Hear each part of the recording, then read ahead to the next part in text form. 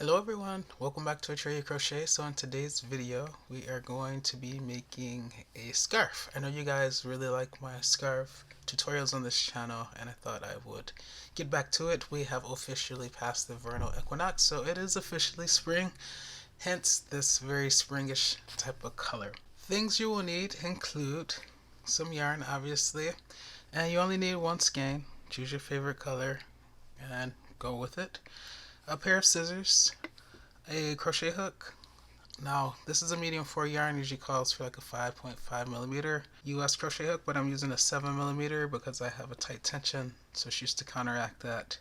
And then you'll need a darning weaving tapestry needle to weave in those tails. Alright, let's get to it.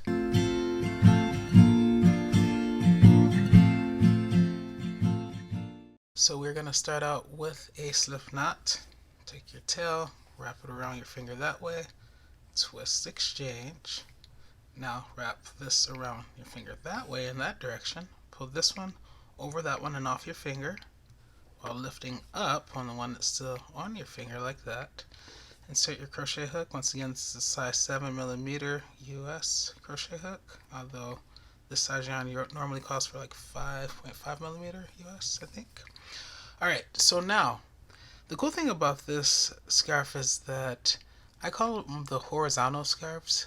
Normally I establish my width first and then I crochet what I see as vertically. But when I was making those shawls recently, I was like, it'd be cool to make some horizontal scarves. One of the benefits of making a horizontal scarf is that you can get your stitches turned in another direction. So it just gives your scarf a different look. So this will be the first video in a series of what I'm calling horizontal scarf videos. Easy to crochet, and yeah, most of them, if not all, will take you less than 1 hour.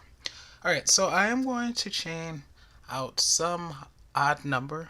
In this case, I already know it's going to be 199, and then I'm going to add 2 more chains at the end for the turning chain.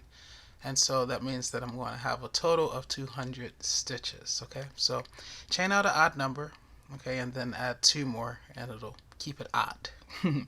Alright, so 1, 2, 3, 4, 5, 6, 7, 8, 9, 10. Alright, that's all I'm going to do on camera because we'll be here forever and I want to keep this video as short as possible. So that's 10. I have 189 more to go plus 2 more for the turning chain. So yeah, 191 more chains to go. I'll see you there. So I now have 199 chains crocheted out. I did wrap this around my neck to make sure that it hangs as low as I want it to hang as a scarf. Okay, remember we are establishing our vertical distance right with this very first foundation chain row, right? Okay, so we're crocheting it as tall as it's going to be at this point, so make sure it's long enough for your preference. Alright, and now I said I need 2 more for the turning chain. So I have 199, chain 1, that takes me to 200, chain 1 more, a second one that takes me to 201, and now I'm going to put a double crochet in the 3rd chain from the hook. So here's the hook, here's the first chain, here's the second chain. Where my thumb is, that's the 3rd chain from the hook. Yarn over, go back to that 3rd chain, enter, yarn over, pull through to the front for 3 loops, 1, 2, 3, yarn over, go through 2, 1, 2, and yarn over and go through 2, 1, 2.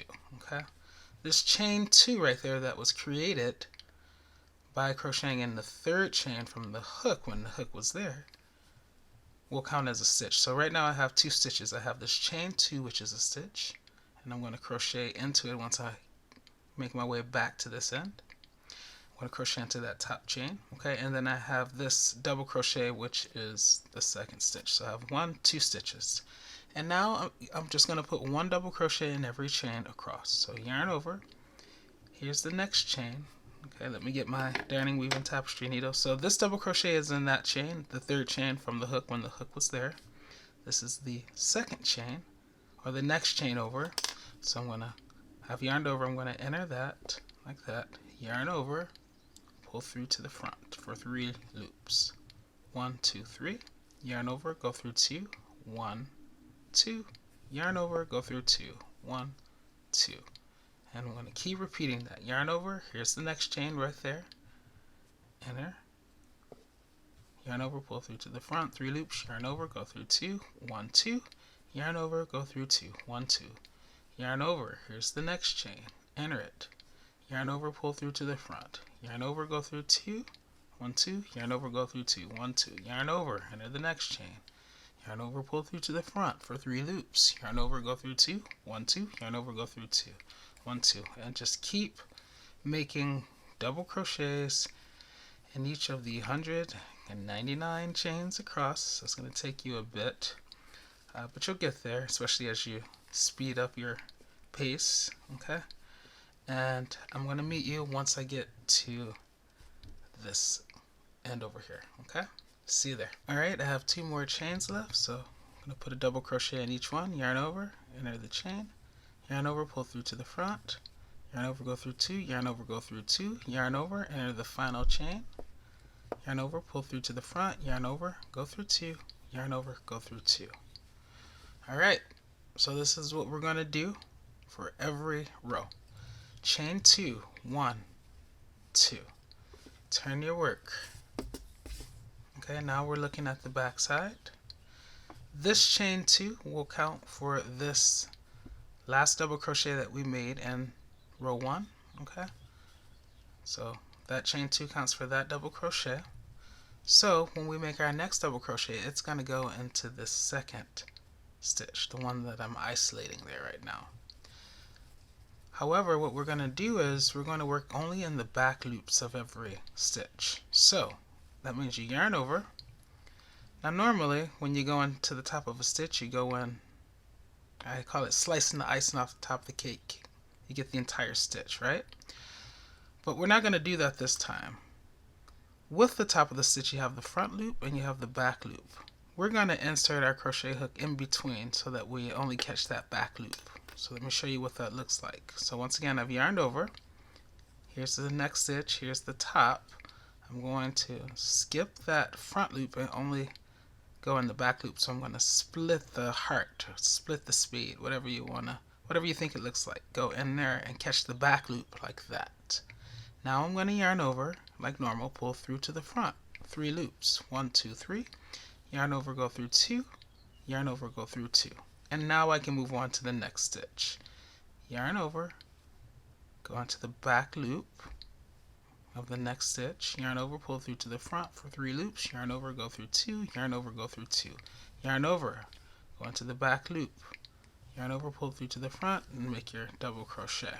Okay, working into the back loops only. It's going to create this nice little ridge there. Okay, if it helps, you can keep your work crocheted so that you're able to see the tops of the stitches, and then you can pretty easily identify the back loops. You don't have to turn it every time.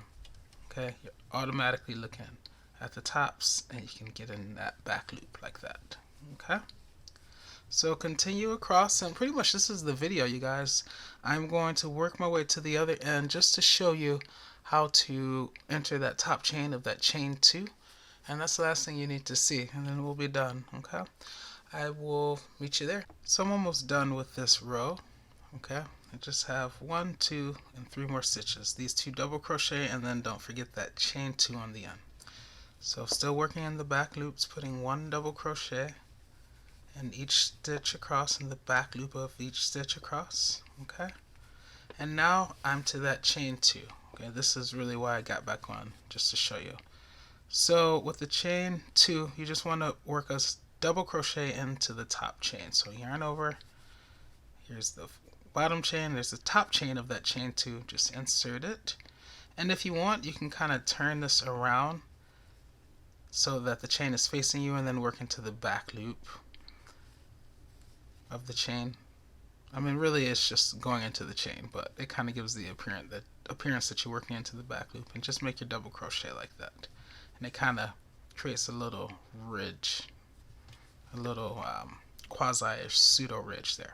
Alright, so now that I've shown you how to do that, what I'm going to do is I'm going to continue making more rows just like this, starting out with chaining 2, 1, 2, turning my work, and then working into the next stitch. So remember, the chain 2 counts as for that one, go into the next one, but only go into the back loop, putting a double crochet. Okay, and I'm going to crochet 6 more rows. So when I'm done, I'm going to have a total of 8 rows. For me and my tension, that will be equivalent to about 6 inches, which equates to a little bit more than 15 centimeters for those of you using the metric system. So you can make it as wide as you want or as narrow as you want. It's personal preference, but I'll meet you once I'm done crocheting all my rows. Alright, see you there. Alright, so I have completed my 8th row. 1, 2, 3, 4, 5, 6, 7, 8. Alright, and I put my final double crochet in the top chain of that chain 2. I'm going to chain 1, cut my yarn, and then fasten off. Now I'm just going to quickly show you how to weave in this tail. Okay, so just put the yarn through your darning, weaving, tapestry needle, like that. And with this variegated and tie-dyed colorway, be sure to go into the color of the tail. So it's like this cream orange. I'm going to go into the cream orange. I wouldn't go in the green or the pink, right? Alright, and just go through some stitches in one direction. I show this at the end of all my videos. I'm going to start referring you guys to one video where I just show how to do this, so I don't have to keep extending my videos just showing you this.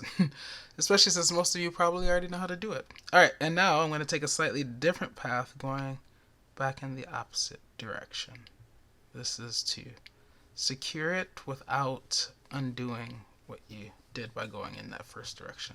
I like to come out on the side when I can, and before I cut it, I just kind of like to stretch my work back out to its original shape, and then without cutting my work, cut the yarn. Okay, as you can see, I was almost out of this skein, so 8 rows is perfect for this skein.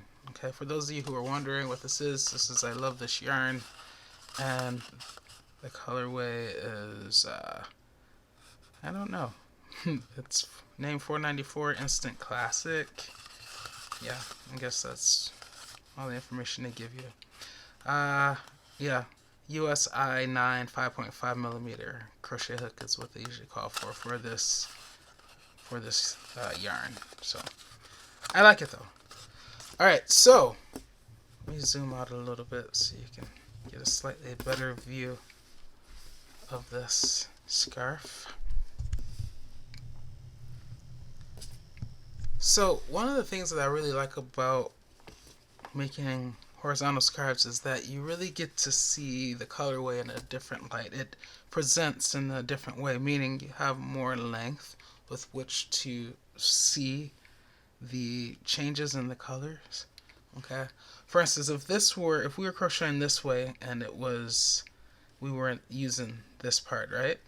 Instead of us seeing how it's that long, how there's that much yarn in that color before it changes to that color, it would probably be like one row, and then the next row would be another row of that color, and then we would get to that color. But with this longer sort of scarf, you get to really see the expanse of the colors and just how they really change. I think it just gives you an opportunity to, you know, really see colorways in a slightly different light. It's all beautiful though. Alright, so yeah, very easy scarf tutorial, very easy horizontal scarf tutorial. You can make it very quickly. If it takes you a little bit longer than an hour, so what? Who cares? The point is that you finish and that it's easy. So that's going to be it for this video, but you know I'll see you in the next one. In the meantime, happy crocheting!